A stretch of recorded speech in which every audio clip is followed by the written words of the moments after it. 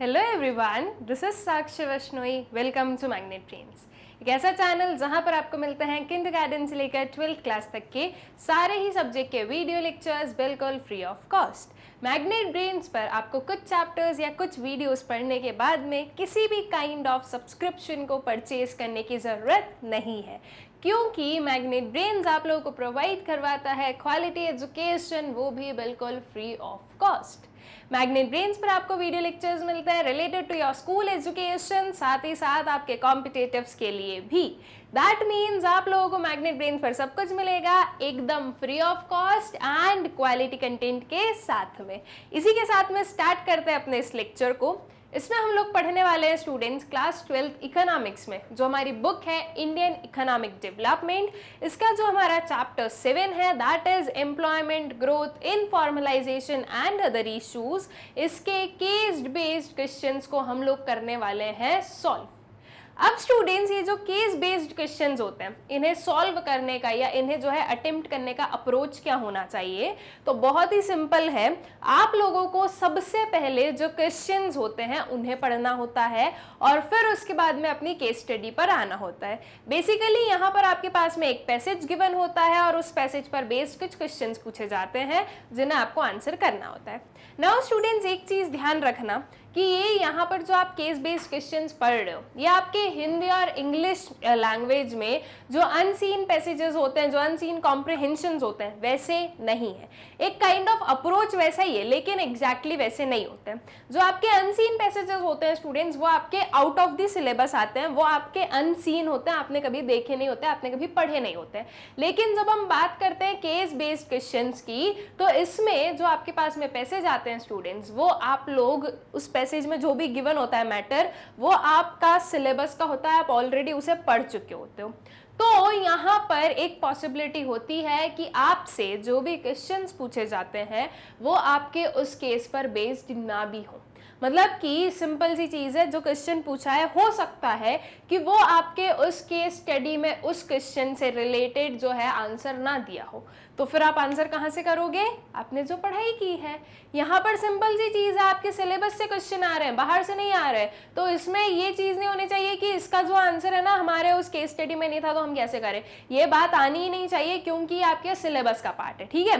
और second approach जो आप लोगों को अप्लाई करना है वो मैंने आपको बता ही दिया है, दैट इज आप पहले क्वेश्चंस पढ़ोगे और फिर जो है अपना पैसेज पढ़ोगे, ठीक है। हमेशा ऐसे ही करना, तो ये चीज आप लोगों के लिए इजी रहेगी किसी भी पर्टिकुलर केस स्टडी को सॉल्व करने में। एंड केस स्टडी हमारे एग्जाम में आने वाली है, हमें पता है, तो उसके लिए जो है अच्छे से प्रिपेयर हो जाइए, ठीक है। नाउ स्टूडेंट्स, मैं एट प्रेजेंट पहले जो है अपनी केस स्टडी पढ़ूंगी और फिर क्वेश्चंस पर जाऊंगी। रीजन बीइंग कि अगर मैं बार बार ऐसे स्लाइड चेंज करूंगी और बार बार आपको जो है ऐसे एक क्वेश्चन पढ़ा, दो मतलब कि हमारे जो 6 क्वेश्चन है वो पढ़े, फिर वापस केस स्टडी पर आई, फिर क्वेश्चन पर गई, तो ऐसे में जो है बहुत ज्यादा क्या हो जाएगा, कंफ्यूजन हो जाएगा। इसलिए मैं एट प्रेजेंट पहले अपनी केस स्टडी पढ़ूंगी और फिर हम क्वेश्चंस पढ़ेंगे। लेकिन जब ये चीज आप लोग सॉल्व करोगे अपने एग्जाम्स में, तो आपको क्या करना है, पहले क्वेश्चंस पढ़ना है और फिर केस स्टडी पर जाना है। ऑलराइट, क्योंकि ऐसा होता है कि जब आप एक बार क्वेश्चन पढ़ लेते हो और फिर आप केस स्टडी पढ़ते हो, तो जो आपने क्वेश्चन पढ़े वो आपके माइंड में रह जाते हैं कि अच्छा ये क्वेश्चन है। अगर उससे रिलेटेड कोई भी आंसर होता है तो वो वहीं आपको क्लिक करता है और वहीं से जो है आप बता देते हो कि भाई इस वाले क्वेश्चन का आंसर हमें यहाँ से लिखना है, तो वो पर्टिकुलर जो टाइम वेस्टेज है वो बच जाता है हमारा। ऑलराइट, तो चलो क्वेश्चन पर आते हैं, हमारी केस स्टडी पर आते हैं। सबसे फर्स्ट वाली है, read the following information carefully and answer the questions 1 to 6 on the basis of the same, ठीक है। 1 to 6 क्वेश्चंस जो है वो हमें इस पर्टिकुलर केस स्टडी पर बेस्ड आंसर करना है। क्या गिवन है हमारे पास में, the challenge of employment in India is however not confined to the phenomena of open unemployment and visible under employment. Unemployment measured in broadest terms of the ideal labor force represented by those openly unemployed or not having work for part of the time they are available for work as reflected in the current daily status unemployment was estimated to be 8.23% of the labor force in 2004-5. ठीक है, अब यहाँ पर हमारे पास में जो information given है स्टूडेंट्स, इस इंफॉर्मेशन में मतलब कि जो स्टार्टिंग वाली जो पैराग्राफ हमने पढ़ा है उसमें हमें ये बताया गया है कि जो चैलेंज ऑफ अनएम्प्लॉयमेंट है इंडिया में वो सिर्फ और सिर्फ आपकी ओपन अनएम्प्लॉयमेंट या विजिबल अंडर एम्प्लॉयमेंट पर ही कन्फाइंड नहीं है, बट इससे भी क्या है, इससे भी ब्रॉड है वो। ठीक है, और अगर हम अनएम्प्लॉयमेंट को ब्रॉडेस्ट टर्म्स में बोले तो वो क्या हो गया, एक आइडियल लेबर फोर्स हो गया है जो कि रिप्रेजेंट किया जाता है ओपनली अनएम्प्लॉयड लोगों से। ठीक है, और not having work for the part of the time they are available for work, या फिर वो जो आइडियल लेबर फोर्स हम बोल रहे हैं, सो दैट मीन्स व्हाट, वो लेबर फोर्स जो कि काम कर सकती है एक पर्टिकुलर टाइम पर, लेकिन उस टाइम पर उनके पास में काम नहीं है, वो काम नहीं कर रही है।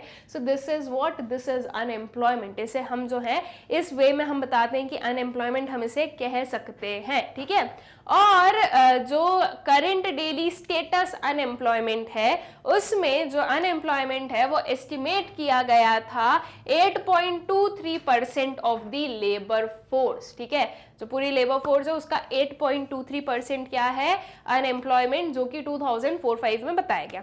On the other hand, the proportion of poor, those living below the official poverty line in that year was 27.5% on the basis of data collected on the Uniform Recall Period, that is URP, comparable to 36% in 1993-94 and 21.8% using the Mixed Recall Period, comparable to 26% in 1999-2000। ठीक है, और वहीं अगर हम दूसरे hand पर देखें तो जो प्रपोर्शन है पुअर का, that is those who are officially living below the poverty line. ठीक है, मतलब कि जैसे गवर्नमेंट भी बोल रही है कि हाँ इतने लोग हमारे पॉवर्टी लाइन के बिलो है, ऑफिशियली बोला जा रहा है, तो उसका जो है परसेंटेज यहाँ पर है हमारे पास में 27.5% था on the basis of data collected on the uniform recall period. यहाँ पर जो अलग अलग काइंड ऑफ जो डेटा, अलग अलग जो इंस्टीट्यूट्स ने जो डेटा कलेक्ट किया है वो गिवन है, दैट इज 27.5% गिवन है यूनिफॉर्म रिकॉल पीरियड का,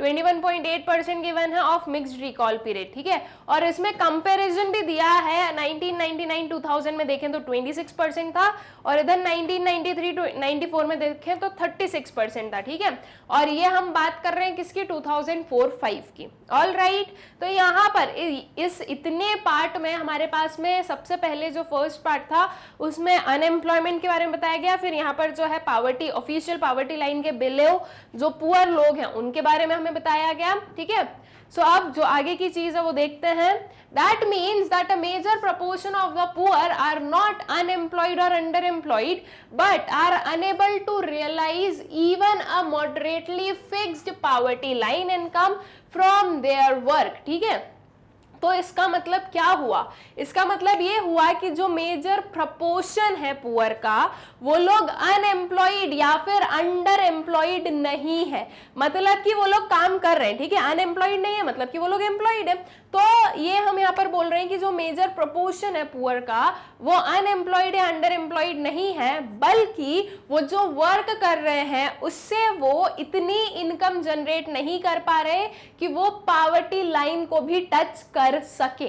ठीक है, so on the other hand all the unemployed are not necessarily poor. ठीक है, इस यहीं पर अगर हम एक अदर साइड पर अगर बात करें तो हर एक पर्सन जो अनएम्प्लॉयड है जरूरी नहीं है कि वो पुअर है। ठीक है, particularly among the educated, over the years the proportion of the poor has declined, but the decline has been much faster among the unemployed than among the employed। ठीक है, तो over the years हमने देखा है कि जो proportion है poor का वो डिक्लाइन हुआ है, और ये डिक्लाइन आप देखोगे कि अनएम्प्लॉयड से ज्यादा एम्प्लॉयड में इसको आप ज्यादा देख रहे हो, मतलब कि अनएम्प्लॉयड लोग इतनी फास्टर रेट से पुअर नहीं हो रहे हैं जितने हम बोलेंगे एम्प्लॉयड लोग जो हैं वो पुअर बन रहे हैं। Okay, two inferences can straight away be drawn from these figures. One, poor cannot afford to remain unemployed, and second, achievement of full employment at the prevailing rates of wages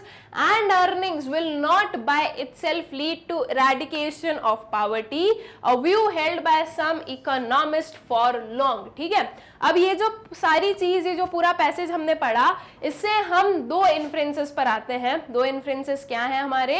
first वाला है कि poor can not afford to remain unemployed. ठीक है, जो poor है वो afford नहीं कर सकता कि वो अनएम्प्लॉयड रहे. ऐसा क्यों? क्योंकि वो ऑलरेडी पुअर है. ओके, उसके पास में मनी नहीं है, उसके पास में सेविंग्स नहीं है, उसके पास में इनकम नहीं है. अब अगर वो अनएम्प्लॉयड रहेगा तो उसकी जो इनकम जो आ रही थी थोड़ी बहुत, वो भी नहीं आएगी, और जब वो नहीं आएगी तो फिर वो जो है उनकी जो बेसिक नीड्स है वो पूरी नहीं हो सकती. तो पुअर जो है वो बहुत ज्यादा लंबे टाइम तक अनएम्प्लॉयड नहीं रह सकता है.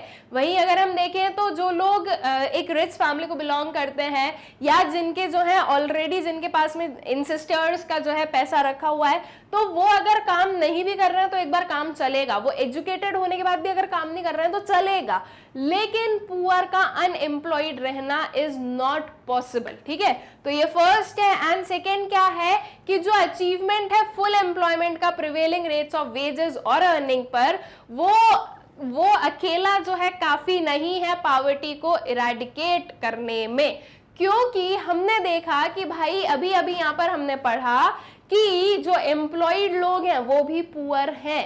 ठीक है, ये हमने अभी अभी पढ़ा कि जो ये पॉवर्टी बढ़ रही है, या हम बोलें कि जो पुअर का रेट बढ़ रहा है, उसमें अनएम्प्लॉयड पर्सन नहीं आ रहा है, उसमें एम्प्लॉयड लोगों का प्रोपोर्शन ज्यादा है. सो दैट मीन्स कि अगर आप बोल रहे हो कि प्रिवेलिंग वेज रेट्स पर फुल एम्प्लॉयमेंट है, तो उससे ये हम नहीं बोल सकते कि आपका जो पॉवर्टी है वो इरेडिकेट हो जाएगी, वो कम हो जाएगी, वो खत्म हो जाएगी. ये पॉसिबल नहीं है. ये जो है मतलब कि पॉसिबल, या हम बोले नेसेसरी नहीं है. ठीक है, इसके लिए जो है चेंजेस करना जरूरी है. लाइक वेज रेट्स बढ़ाना जरूरी है, प्रॉपर लेबर लॉज के अकॉर्डिंग वर्क करना जरूरी है. ऑलराइट, तो ये चीज हमारी इस केस स्टडी में गिवन थी. अब इस पर बेस्ड जो क्वेश्चंस हैं वो देखते हैं. तो फर्स्ट वाला क्वेश्चन है व्हाट इज अनएम्प्लॉयमेंट. अब बहुत ही इजी क्वेश्चन है कि अनएम्प्लॉयमेंट हम किसे कहते हैं. So what is unemployment students? It is basically a situation जहां पर एक person is what able and willing to work but he is not getting work. तो ये होता है आपका unemployment. Alright, so unemployment refers to a situation when people are willing to work at the existing wage rate and are able to work but are not getting work. ठीक है, वही चीज जो मैंने अभी बताई वही यहाँ पर हमने प्रॉपर लिख दी कि अनएम्प्लॉयमेंट हम कौन सी सिचुएशन को बोलते हैं. ये वो सिचुएशन है जिसमें लोगों को काम करना है, they are willing to work and also they are able to work, और वो एग्जिस्टिंग वेज रेट पर वर्क करने के लिए रेडी है, लेकिन दिक्कत ये है कि वर्क ही नहीं मिल रहा है. तो इसे हम अनएम्प्लॉयमेंट कहते हैं. ठीक है, फिर आ जाए नेक्स्ट वाले क्वेश्चन पर. What is meant bye disguised unemployment. अब डिसगाइज्ड अनएम्प्लॉयमेंट क्या होता है? अब देखो, डिसगाइज्ड अनएम्प्लॉयमेंट का कहीं से कहीं तक जो हमारा ये केस स्टडी थी, जो हमारे पास में पैसेज गिवन था, उसमें कहीं से कहीं तक जिक्र था क्या? नहीं था. लेकिन क्वेश्चन पूछ लिया गया. क्यों पूछा गया?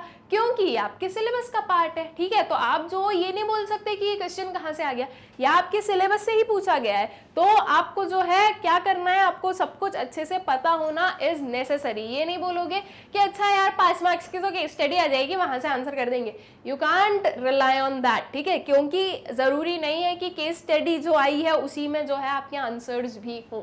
ठीक है, तो इसलिए जो है आपको आपकी जो सारे कंसेप्ट्स हैं वो अच्छे से पता होने चाहिए.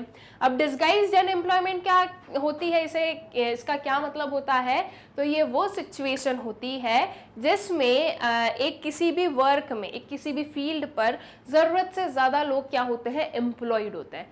ओके, जरूरत से ज्यादा हम बोल रहे हैं, दैट इज इतने लोग रिक्वायर्ड नहीं है लेकिन वो लोग एम्प्लॉयड हैं, तो उसे हम डिसगाइज्ड अनएम्प्लॉयमेंट कहते हैं. ये सबसे मेजर हमें जो है एग्रीकल्चर फार्म लैंड्स में देखने को मिलती है. ठीक है, so disguised unemployment refers to a situation in which more people are engaged in the given job than are actually needed. ठीक है, क्या बोल रहे हैं हम? More people are engaged in a job. ठीक है, ज्यादा लोग जो है काम कर रहे हैं then actually needed.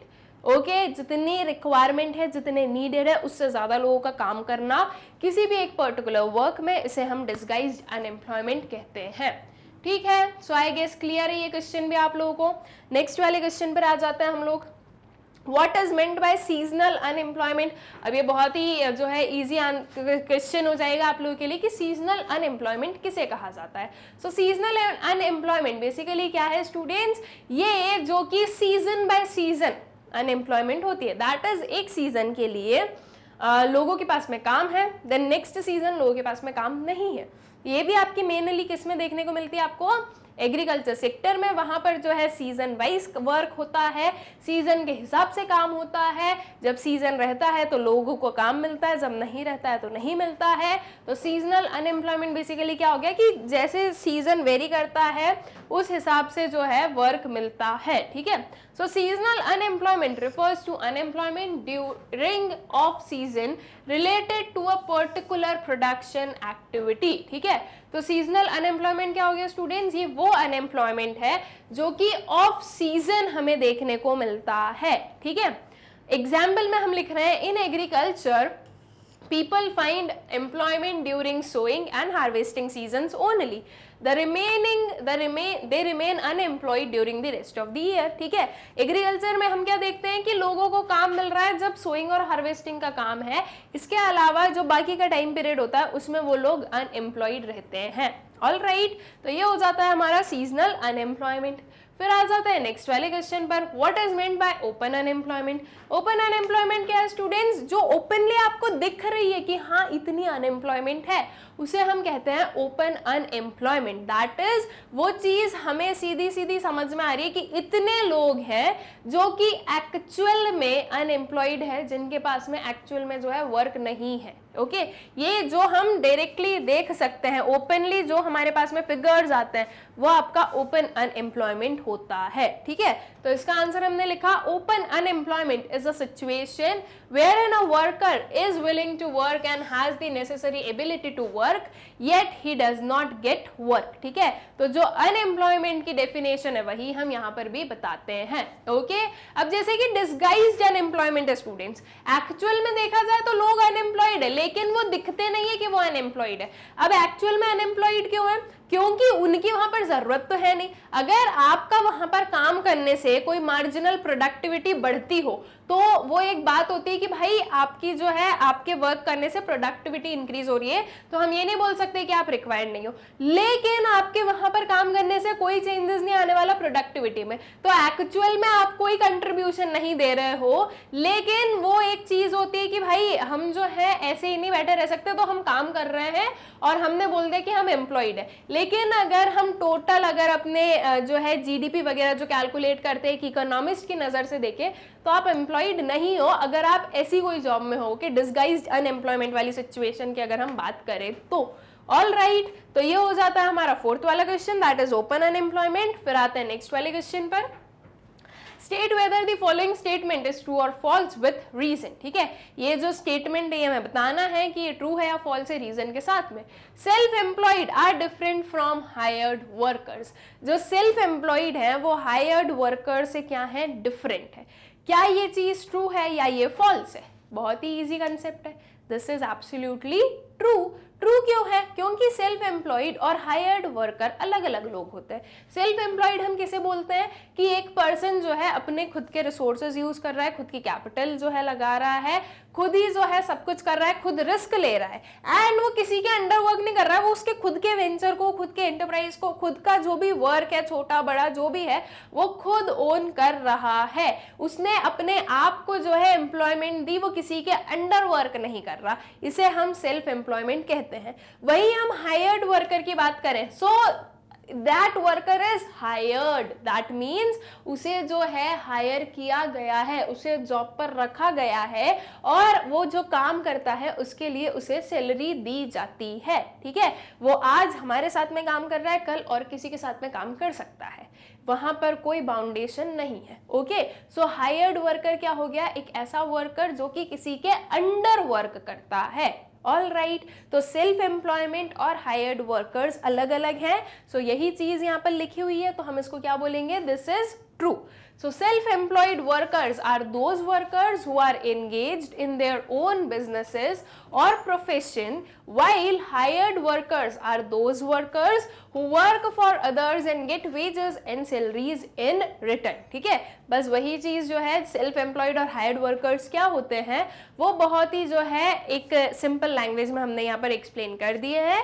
That is self employed workers are those workers who are engaged in their own business और प्रोफेशन, वाइल हायर्ड वर्कर्स कौन हो गए, वो वर्कर्स हो गए जो कि दूसरों के लिए वर्क कर रहे हैं, जिन्हें वेजेस एंड सैलरीज मिलते हैं उसके रिटर्न में.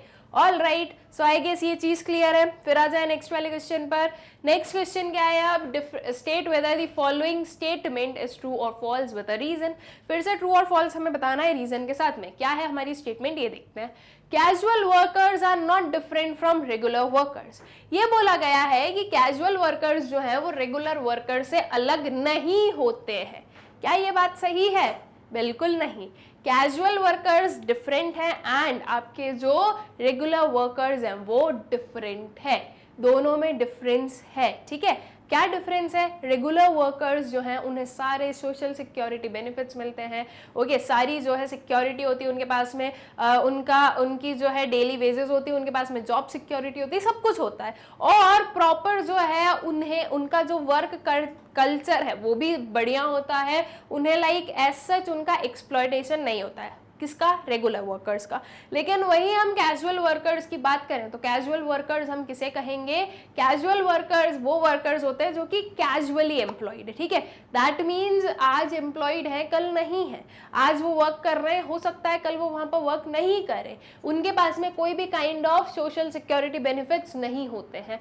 ये हो सकता है कि पर डे वेजेस पर भी वर्क करते हो, पर वीक वेजेस पर वर्क करते हो, कुछ भी हो सकता है. लेकिन इनके पास में कोई भी जो है सोशल एंटाइटलमेंट, कोई भी सिक्योरिटी काइंड ऑफ चीज नहीं होती है, कोई जॉब सिक्योरिटी नहीं होती, कुछ भी नहीं होता है. They are just working. ठीक है, तो वो होते हैं हमारे कैजुअल वर्कर्स. तो casual workers and regular workers दोनों क्या है? डिफरेंट होते हैं. तो इसका हमने आंसर लिखा फॉल्स, क्योंकि यहाँ पर क्या लिखा गया है कि दे आर नॉट डिफरेंट. तो ऑब्वियस सी बात है इसका आंसर क्या आएगा आपका? फॉल्स आएगा. So casual workers are different from regular workers. Casual workers are the daily wagers, while regular workers are not the daily wagers, they are hired by their employers on regular basis. ठीक है, तो यहाँ पर जो है हमने सीधा सीधा सिर्फ एक पैरामीटर लिया, दैट इज वेजेस लिया, और इससे जो है अपना ये डिस्टिंक्शन बता दिया दोनों के बीच में. All right, so I guess ये क्वेश्चन भी क्लियर. तो यहाँ पर जो है हमारा 6th वाला क्वेश्चन कंप्लीट हो गया. दैट इज 1 to 6 क्वेश्चन, जो कि हमारा वो जो केस हम लोग पढ़कर आए थे उस पर बेस्ड था. ठीक है, अब अभी आप लोगों ने देख लिया कि केस में जो है जो हमारे पास में पूरा पैसेज गिवन था उसमें जो है एम्प्लॉयमेंट, अनएम्प्लॉयमेंट, पॉवर्टी, पुअर, इन सब के बारे में बात की गई. लेकिन जो क्वेश्चंस आए उसमें सीधा सीधा जो है हमसे अपने जो सिलेबस का है वही चीज पूछी गई. Disguised unemployment, seasonal unemployment, open unemployment, यही सारी चीजें पूछी गई. अब ये जो है ये डायरेक्टली आपके पैसेज में कहीं पर भी गिवन नहीं थी, लेकिन आपको जो है इन चीजों को भी आंसर करना होता है. ठीक है, तो इसलिए जो है आपको क्या करना है, आपको सबसे पहले अपने क्वेश्चंस पढ़ लो, पैसेज पढ़ लो. देख लिया भाई कि पैसेज में जो है क्वेश्चन से रिलेटेड नहीं है चीजें, फिर अपने मन से जो है आंसर कर दो. और स्टूडेंट्स जो केस बेस्ड क्वेश्चंस होते हैं उसमें आपको बहुत बड़े बड़े आंसर्स नहीं लिखने होते हैं, क्योंकि आपका जैसे कि केस बेस्ड क्वेश्चन आया वो आ गया आपका 5 मार्क्स का. ठीक है, अब 5 मार्क्स में आपसे 5 क्वेश्चंस पूछे जा रहे हैं. दैट मीन्स हर एक क्वेश्चन के पास में 1-1 मार्क्स का वेटेज है. तो अगर आप एक पेज भी लिख दोगे तो भी आपको 1 मार्क ही मिलेगा, और अगर वही चीज अगर आप 2 या 3 लाइन में भी एक्सप्लेन कर दोगे तो भी, अगर सही एक्सप्लेन किया तो भी आपको 1 मार्क्स मिल जाएगा. इसलिए आपको जो है बहुत ज्यादा बड़ी स्टोरीज नहीं बनानी होगी, एकदम टू द पॉइंट आंसर करना होता है आपके केस बेस्ड क्वेश्चंस में. All right, so I guess ये क्वेश्चन जो है ये क्लियर है. हमारा 1 to 6 क्वेश्चन आप लोगों को क्लियर है. अब चलते हैं अपने नेक्स्ट वाले केस पर. नाउ क्या है हमारे सामने? Read the following information carefully and answer the question 7 to 12 on the basis of the same. अब 7 to 12 क्वेश्चंस देख लेते हैं और इन्हें हम लोग कर लेते हैं सॉल्व. क्या गिवन है ये देखते हैं. The unemployment rate in India was last reported at 3.8% in the 2010-11 fiscal year. ठीक है, जो अनएम्प्लॉयमेंट रेट है इंडिया का वो कितना रिपोर्ट किया गया था? 3.8% रिपोर्ट किया गया था 2010-11 फिस्कल ईयर में. ठीक है। Historically from 1983 until 2011 India unemployment rate averaged 7.5700, that is 7.57%, reaching all-time high of 9.4% in December 2009 and a record low of 3.8% in December 2011. The unemployment rate can be defined as the number of people actively looking for the jobs as the percentage of the labor force. ठीक है, तो अब यहाँ पर हमारे पास में कुछ फिगर्स गिवन है कि ये जो है 2010, 11, 9 इन सब में फिगर्स गिवन है अनएम्प्लॉयमेंट के। साथ ही साथ जो लास्ट वाली लाइन है उसमें हमें क्या बताया गया कि जो अनएम्प्लॉयमेंट रेट है उसे हम क्या कह सकते हैं, अनएम्प्लॉयमेंट रेट का मतलब क्या होता है। सो अनएम्प्लॉयमेंट रेट बता रहे हैं हम can be defined as the number of people actively looking for the job as the percentage of labour force. ठीक है, फिर India presently suffers mainly from structural unemployment which exist in open and disguised forms. Unemployment being an economic evil attracted the concern of the policy makers in the developed as well as the developing world. It is heartening to note that governments in the developing economies exhibited their commitments to elevate employment problems. ठीक है, तो India में हम देख रहे हैं कि India में जो एक मेन अनएम्प्लॉयमेंट जिससे हम लोग सफर करते हैं दैट इज स्ट्रक्चरल अनएम्प्लॉयमेंट, जो कि एग्जिस्ट करती है आपकी ओपन और डिस्गाइज्ड अनएम्प्लॉयमेंट में। और ये जो अनएम्प्लॉयमेंट है वो क्या है कि इकोनॉमिक एविल है, जिसका जो है जिस पर जो है कंसर्न सभी है, that is developing as well as developed nations सभी हैं। ठीक है, ऐसा नहीं है कि जो डेवलप्ड नेशंस है वहां पर बिल्कुल अनएम्प्लॉयमेंट नहीं है, वहां पर भी है और वो लोग भी जो है काफी उस चीज से रिलेटेड कंसर्न रहते हैं। ठीक है, broadly unemployment can be divided into two types, voluntary and involuntary.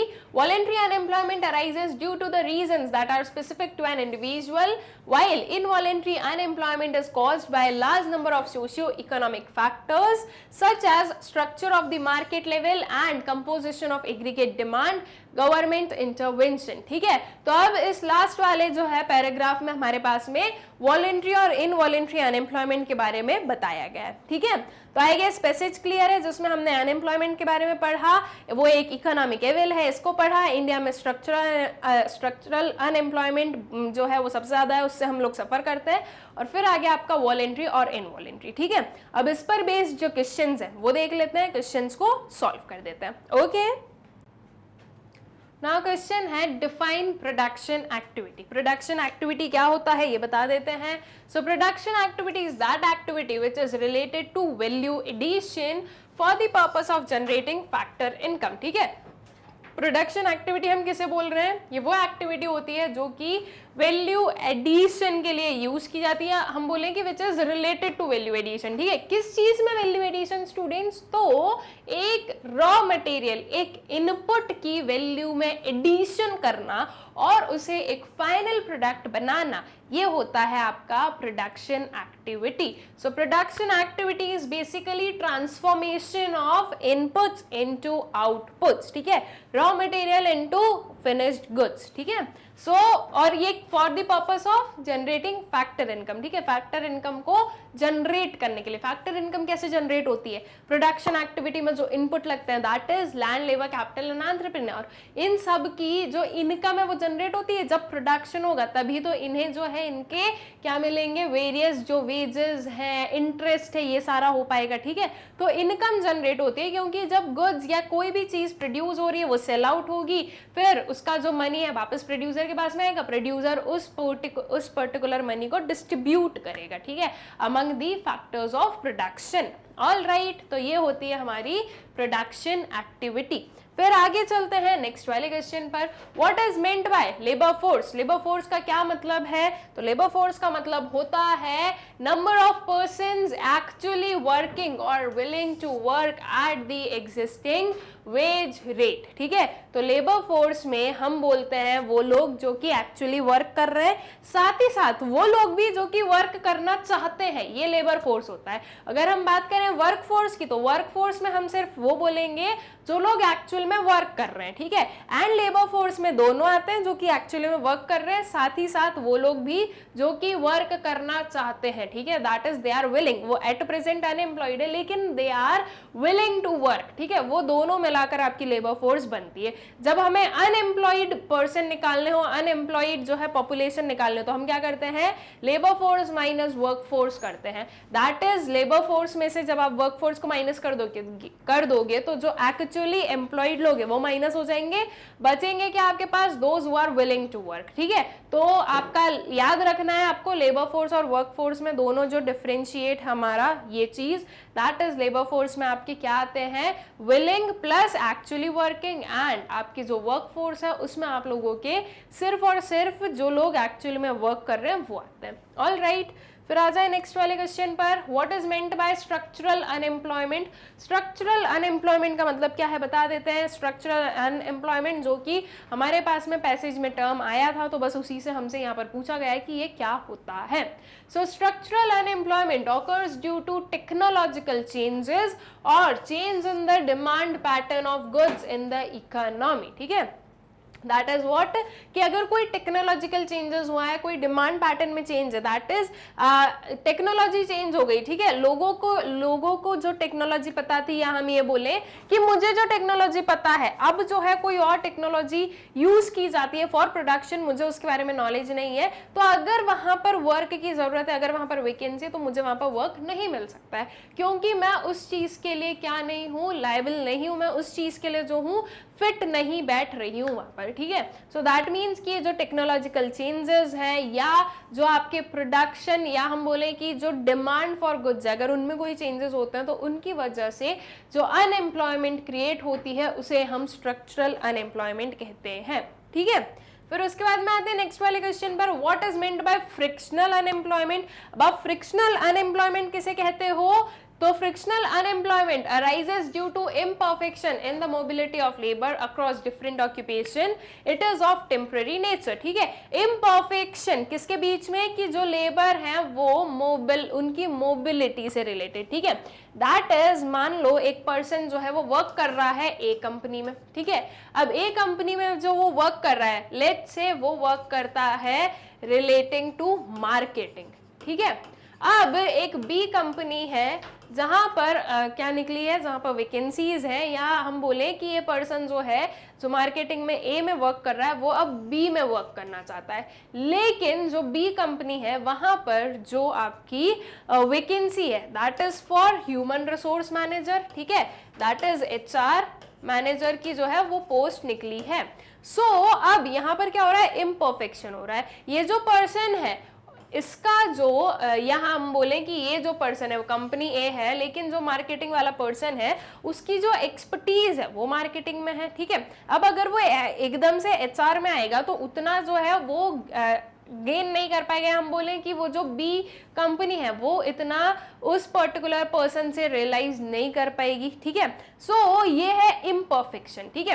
अब देखो भाई, एक बार अगर हम बोले तो मार्केटिंग वाला जो पर्सन है वो ह्यूमन रिसोर्स में आ सकता है, बिकॉज ह्यूमन रिसोर्स जो है वो समझ सकता है, लेकिन अगर कोई ह्यूमन रिसोर्स वाला पर्सन है जैसे मार्केटिंग का कोई नॉलेज नहीं है, जैसे मार्केटिंग की जो है कोई भी हम बोले एक्सपीरियंस नहीं है, और अगर आप उसे एकदम से मार्केटिंग में डाल दोगे तो उसके लिए उस चीज को समझना, उस चीज में जो है प्रॉस्पर करने में टाइम लगेगा, ठीक है। तो ये वाला इधर तो आ सकता है लेकिन इधर वाला इधर नहीं जा सकता है, मतलब कि जा सकता है लेकिन थोड़ा सा जो है उसको सीखने की जरूरत पड़ेगी, ठीक है।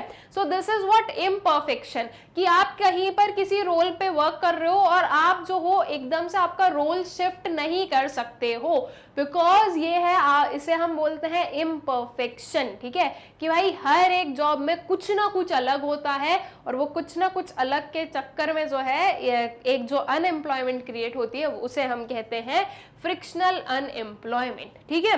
फिर उसके बाद में आ जाए नेक्स्ट क्वेश्चन पर, state whether the following statement is true और फॉल्स विद अ रीजन। अभी जो स्टेटमेंट गिवन है ये हमें बताना है कि ये ट्रू है या फॉल्स है, रीजन के साथ में हमें ये चीज बतानी है। क्या है, unemployment compounds the problem of inequality. जो अनएम्प्लॉयमेंट है इसमें जो प्रॉब्लम ऑफ इनइक्वालिटी है ये आती है, ठीक है, या हम बोले कि ये भी और क्रिएट होती है। सो इज दिस ट्रू और false, this is obviously true. Higher the degree of unemployment, greater is the extent of inequality in the distribution of income and wealth. ठीक है, तो अब जितना ज्यादा अनएम्प्लॉयमेंट होगा उतना ही ज्यादा हम क्या बोल रहे हैं कि एक्सटेंट होगा इनइक्वालिटी का, किस चीज में, distribution of income and wealth में।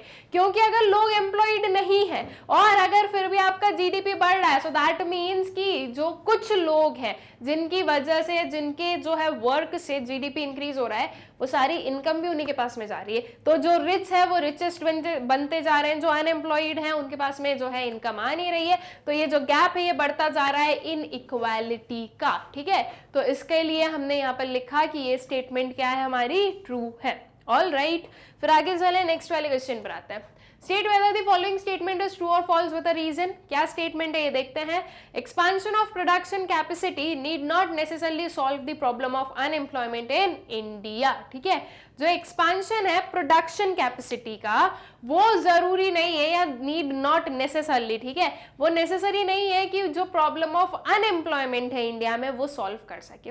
नाउ स्टूडेंट्स एक बात समझो कि प्रोडक्शन कैपेसिटी का बढ़ना मतलब कि अब क्या होगा, अगर प्रोडक्शन कैपेसिटी बढ़ाओगे तो ऑब्वियस सी चीज है कि वहां पर वर्क करने वाले लोगों की भी ज्यादा जरूरत पड़ेगी, जो इनपुट्स है उनकी ज्यादा जरूरत पड़ेगी। आपने प्रोडक्शन कैपेसिटी बढ़ाई अगर, तो ऑब्वियस सी बात है कि इनपुट्स की जरूरत ज्यादा होगी। ठीक है, अभी तक मैं 10 यूनिट्स का प्रोडक्शन कर रही थी, अब मैं वहीं अगर 100 यूनिट्स का प्रोडक्शन करूंगी किसी भी पर्टिकुलर आइटम में, तो अब जो मेरी इनपुट्स की डिमांड है वो बढ़ जाएगी। ठीक है, अब मैं जो हूं वो 10 यूनिट्स में जितने भी मेरे इनपुट्स लगते थे उससे ज्यादा मुझे 100 में लगेंगे। तो ऑब्वियसली चीज है, अगर मैं 10 यूनिट्स का प्रोडक्शन अकेली कर लेती थी तो अब 100 यूनिट्स के प्रोडक्शन के लिए मुझे 2-3 लोगों को और जो है एम्प्लॉय करना पड़ेगा।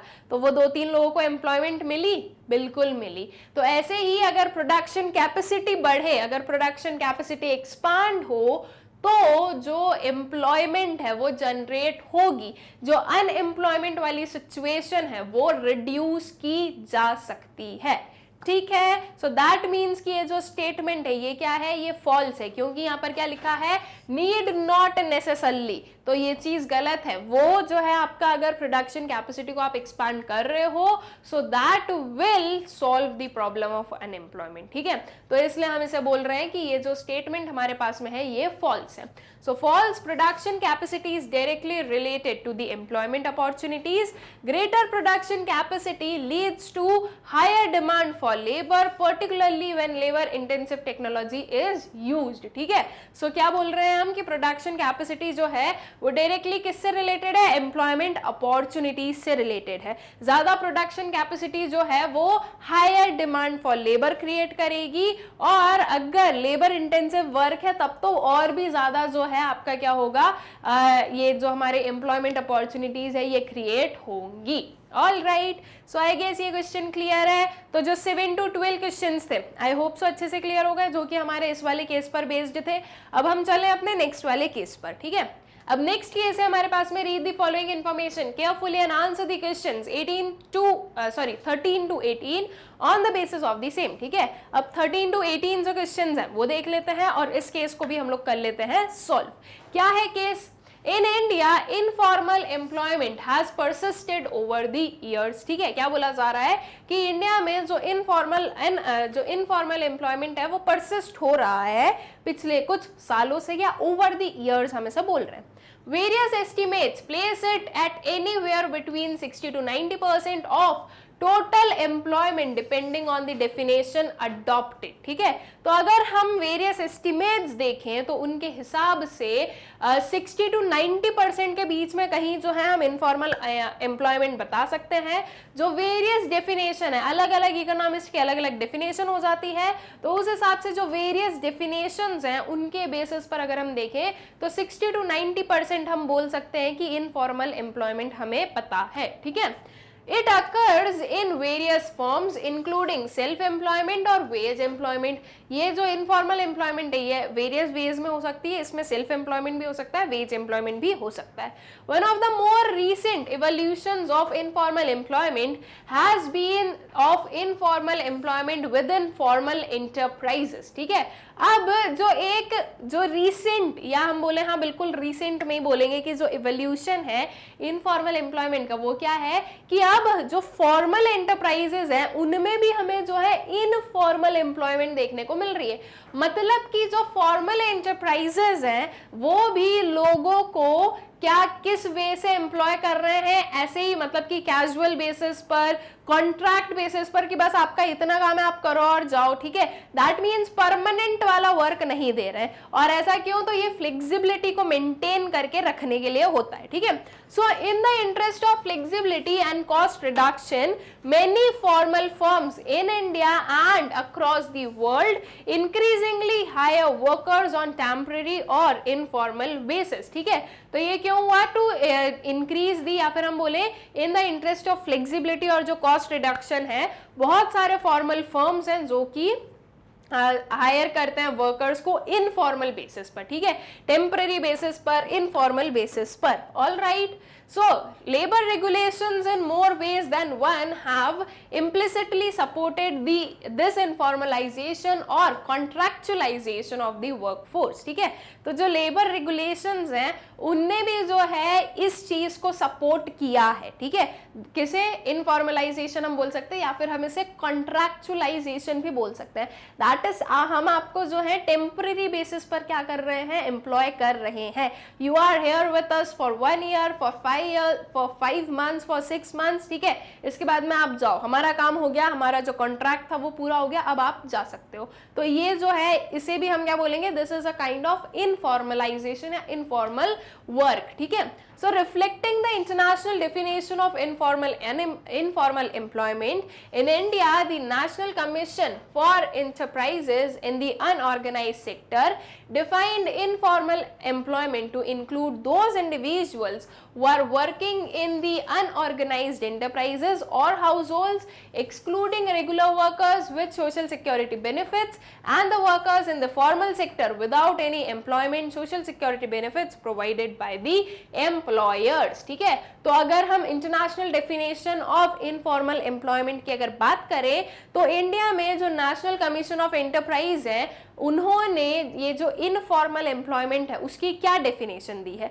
तो उसकी डेफिनेशन उन्होंने दी है कि इनफॉर्मल एम्प्लॉयमेंट में हम उन लोगों को इंक्लूड करेंगे जो कि अनऑर्गेनाइज्ड एंटरप्राइजेस में वर्क कर रहे हैं या फिर जो कुछ हाउस होल्ड्स में ऐसे वर्क कर रहे हैं. ठीक है, that is unorganised enterprises, informal enterprises में जो वर्क कर रहे हैं.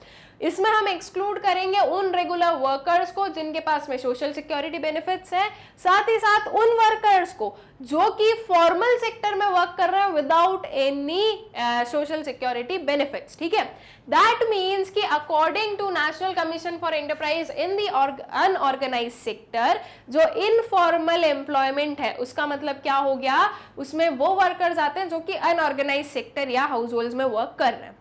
अगर कोई पर्सन ऑर्गेनाइज सेक्टर या हम बोले फॉर्मल सेक्टर, फॉर्मल एंटरप्राइज में वर्क कर रहा है, चाहे वो कॉन्ट्रैक्ट बेसिस पर ही वर्क कर रहा है, तो भी हम जो है उसे क्या बोलेंगे कि वो फॉर्मल एम्प्लॉयमेंट में है या वो फॉर्मल वर्कर हम उसे कहेंगे. ठीक है, चाहे उसके पास में सोशल सिक्योरिटी बेनिफिट्स नहीं हो तो भी चलेगा, बट अगर वो फॉर्मल एंटरप्राइज का पार्ट है सो दैट मीन्स ही और she is a formal worker. ठीक है, तो ये हो जाता है हमारा यहाँ पर जो केस स्टडी है वो कंप्लीट. दैट इज जो पैसेज गिवन है वो हो गया. अब इस पर बेस्ड जो क्वेश्चंस है वो देख लेते हैं. क्वेश्चन आता है आपके पास में, what is meant bye casualisation of workforce? Casualisation of workforce हम किसे कहते हैं? सो कैजुअलाइजेशन क्या होता है students? More of the people जो कि फॉर्मल सेक्टर में भी थे या फिर हम बोले मोर ऑफ द पीपल या मोर ऑफ द प्रपोर्शन जो है वर्कर्स का इंक्रीज होना इन कैजुअल वर्कर्स. ठीक है, उसे हम बोलते हैं casualisation. So casualization of workforce refers to a situation when the percentage of casually hired workers in the total workforce tends to rise over time. ठीक है, तो casualization of workforce क्या है? ये वो situation है जिसमें जो casually hired workers हैं total workforce में वो rise होता है, वो increase होता है. ठीक है, फिर उसके बाद में आ जाओ नेक्स्ट क्वेश्चन पर. What is meant bye informalisation of workforce. Informalisation क्या हो जाता है स्टूडेंट्स? इनफॉर्मलाइजेशन भी वही हो गया कि आपका जो है इनफॉर्मल सेक्टर में वर्कर का जो प्रपोर्शन है वो इंक्रीज होना. This is informalisation. So informalisation of workforce refers to a situation when people tend to find employment more in unorganized or informal sector of the economy and less in organized or formal sector of the economy. ठीक है, तो informalisation of workforce हम किसे कह रहे हैं? ये वो सिचुएशन हो जाती है जिसमें लोग जो है वो एम्प्लॉयमेंट जो है वो ज्यादा किस में ढूंढते हैं या किस में उन्हें मिलता है, इनफॉर्मल या अनऑर्गेनाइज सेक्टर में रेदर देन फॉर्मल और ऑर्गेनाइज सेक्टर. ठीक है, so this is informalisation of workforce. All right, फिर आ जाओ नेक्स्ट वाले क्वेश्चन पर. Who are casual workforce. ठीक है, या हु आर कैजुअल वर्कर्स हम ये भी बोल सकते हैं. तो इसका हम लिख देते हैं that is casual workers are like daily wagers not on permanent roles of the employer and not entitled to social security benefits. ठीक है, who are casual workers. all right, तो casual workers हम किसे बोल रहे हैं? ये वो daily wagers होते हैं या daily wage workers होते हैं जिनके पास में कोई भी kind of social security benefit नहीं होता है और जिनके पास में परमानेंट रोल भी नहीं होता है. ठीक है, परमानेंट जॉब भी नहीं होती है, इन्हें हम कैजुअल वर्कर्स कहते हैं. ठीक, फिर आ जाए नेक्स्ट वाले क्वेश्चन पर. Define jobless growth. Jobless growth हम किसे कहेंगे स्टूडेंट्स? ऐसी ग्रोथ जिसमें कि जॉब्स इंक्रीज नहीं हो रही है, या हम ये बोले कि ग्रोथ हो रहा है. अगर हम देखें तो जीडीपी आपका ग्रो कर रहा है but that is not creating any further more jobs. ठीक है, so that is the jobless growth. ठीक है, कि ग्रोथ हो रही है विदाउट क्रिएटिंग जॉब अपॉर्चुनिटीज. ठीक, so jobless growth is a situation when the level of output in the economy tends to rise owing to innovative technology without any perceptible rise in the level of employment. ठीक है, jobless growth हम क्या बोल रहे हैं कि ये वो सिचुएशन है जिसमें जो लेवल ऑफ आउटपुट है इकोनॉमी में वो राइज होता है, rise owing to innovative technology. वो जो राइज है वो क्यों हो रहा है? ये कुछ इनोवेटिव टेक्नोलॉजीज की वजह से without any perceptible rise in the level of employment. ठीक है, दैट मीन्स आपका लेवल ऑफ आउटपुट बढ़ रहा है, आपकी जो इकोनॉमी है वो ग्रो कर रही है बट जो एम्प्लॉयमेंट है वो ग्रो नहीं कर रहा है. This is what we call jobless growth. ठीक है, तो ये आई गेस क्लियर है आप लोगों को. फिर आगे आ जाए नेक्स्ट वाले क्वेश्चन पर. State whether the following statement is true और फॉल्स विद अ रीजन. अब हमें ट्रू और फॉल्स बताना है रीजन के साथ में. Nation is developed only when it achieves a high rate of employment. एक नेशन को हम डेवलप्ड तब बोलते हैं जब वो अचीव करती है क्या, या जो नेशन है वो अपना जो ग्रोथ है वो अचीव करता है by high rate of employment. तो क्या ये ट्रू है या ये फॉल्स है? तो स्टूडेंट्स दिस इज एक्चुअली, या हम बोले ऑब्वियसली ट्रू है. भाई हम एक नेशन को डेवलप्ड कब बोलेंगे? हम एक नेशन को डेवलप्ड तभी बोल सकते हैं ना जब उसमें जो है जो रेट ऑफ एम्प्लॉयमेंट है वो भी बढ़ रहा हो, हाई रेट ऑफ एम्प्लॉयमेंट हमें देखने को मिल रहा हो. ठीक है, तभी हम जो है एक नेशन को क्या बोलेंगे कि हाँ ये एक डेवलप्ड नेशन है. बिकॉज डेवलप्ड नेशन ऑब्वियस सी बात है उसके जो सिटीजन्स हैं, उसके जो लोग हैं उनके लिए जॉब अपॉर्चुनिटीज क्रिएट करेंगे. ठीक है, सो ये बिल्कुल ट्रू स्टेटमेंट है. A nation is developed only when it achieves a high rate of employment. It is only then that gains of growth are distributed across wider sections of the society. ठीक है, तो ये क्या बोल रहे हैं? It is only then the gains of growth are distributed among wider sections of the society. ठीक है, अगर हमें जो है ये जो हमारे gains of the growth है, that is जो ग्रो किया है, जो नेशन आपका ग्रो कर रहा है, अगर उसका बेनिफिट आपको wider sections of the society तक पहुंचाना है, ज्यादा से ज्यादा लोगों तक पहुंचाना है, तो ये सिर्फ और सिर्फ एक एम्प्लॉयमेंट के बढ़ने से ही हो सकता है. अदरवाइज क्या होगा? इनकम इनइक्वालिटी बढ़ती जाएगी. ठीक है, तो अगर हम बोल रहे हैं नेशन डेवलप्ड है या नेशन जो है वो डेवलप हो रहा है या हम बोल रहे हैं कि हमारा नेशन एक्चुअल में डेवलप्ड है, तो दैट मीन्स कि लोगों के बीच में जो इनकम है उसकी इक्वालिटी भी होनी चाहिए। इनकम इक्वालिटी दैट मीन्स अब जो है पुअर का प्रोपोर्शन भी कम होने लगेगा, ठीक है। और ये सब कैसे होगा, क्योंकि हम बोल रहे हैं भाई नेशन डेवलप है, दैट मीन्स ज्यादा से ज्यादा लोग एम्प्लॉयड है, तो सबको जो है इनकम मिल रही है। ऐसा नहीं है कि सिर्फ एक सेक्शन या कोई एक सेक्टर की वजह से आपका जो नेशन है वो डेवलप हो रहा है। ऑल राइट, तो ये जो स्टेटमेंट है ये हमारी बिल्कुल ही ट्रू स्टेटमेंट बनती है, ठीक है। फिर इसके बाद में नेक्स्ट वाले क्वेश्चन पर आते हैं। State whether the following statement is true और फॉल्स विद अ रीजन। फिर से हमें जो है रीजन के साथ में बताना है कि ये स्टेटमेंट ट्रू है या फॉल्स है।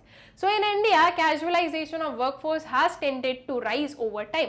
इंडिया में जो कैजुअलाइजेशन है वर्कफोर्स का वो राइज हुआ है ओवर टाइम। क्या ये चीज सही है? एकदम ही जो है क्लियरली हमें पता है, इसमें तो जो है सोचने की भी हमें जरूरत नहीं है, इतनी अच्छे से इस चीज को हमने पढ़ लिया है that this statement is actually true, ठीक है। तो जो हम इसका आंसर लिखेंगे वो क्या लिखेंगे? ट्रू।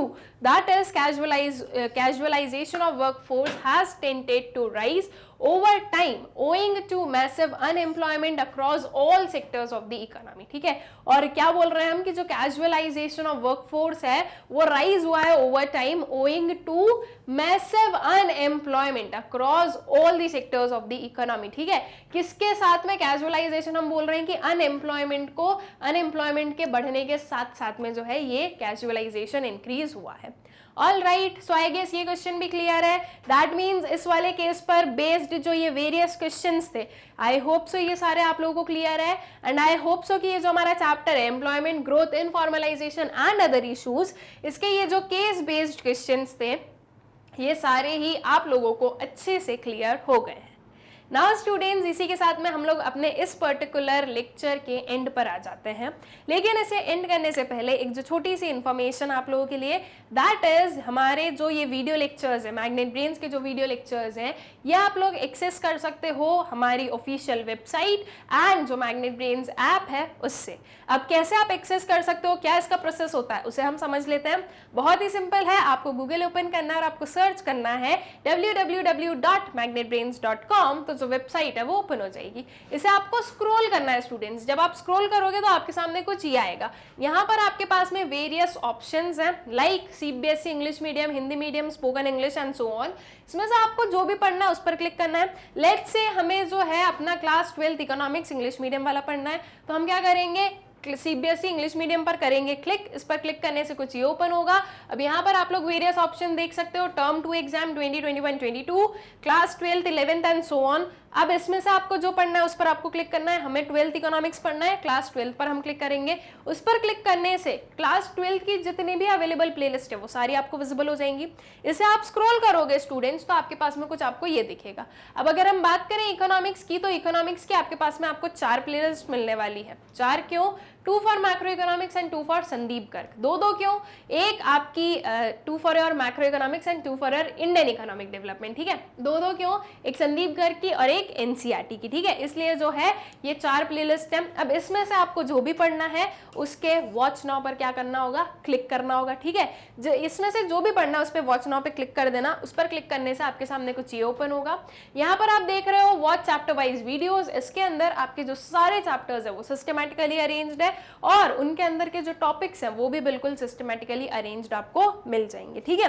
नाउ लेट्स से हमें कोई भी चैप्टर है, जैसे कि जो फर्स्ट चैप्टर है उसी का ही कोई टॉपिक पढ़ना है, तो हम इस पर क्लिक करेंगे। इसके अंदर ये जो 17 लेक्चर्स है वो आपको विजिबल हो जाएंगे। उसमें से आपको जो भी टॉपिक पढ़ना है उसके सामने वॉच नाउ का ऑप्शन होगा, आपको वॉच नाउ पर क्लिक कर देना है। उस पर क्लिक करने से जो वीडियो है वो हो जाएगा प्ले, ठीक है। अब अगर आपको नेक्स्ट वीडियो पर जाना है तो आप यहाँ पर क्लिक करोगे। अगर नेक्स्ट वीडियो पर नहीं जाना है, कुछ और कोई सा और वीडियो देखना है, तो आप यहाँ से कैंसिल कर देना। कैंसिल करने से जो वेबसाइट का होम पेज है वो फिर से ओपन हो जाएगा। फिर से सेम प्रोसेस आपको अप्लाई करना है और इसी वे में आप किसी भी क्लास के, किसी भी सब्जेक्ट के, किसी भी टॉपिक को बहुत ही इजीली एक्सेस कर सकते हो। ऑल्सो स्टूडेंट्स, हमारा जो यूट्यूब चैनल है मैग्नेट ब्रेन्स, आप लोग उसे सब्सक्राइब करें, इन वीडियोस को ज़्यादा से ज़्यादा शेयर करें and also do like the videos. Thank you.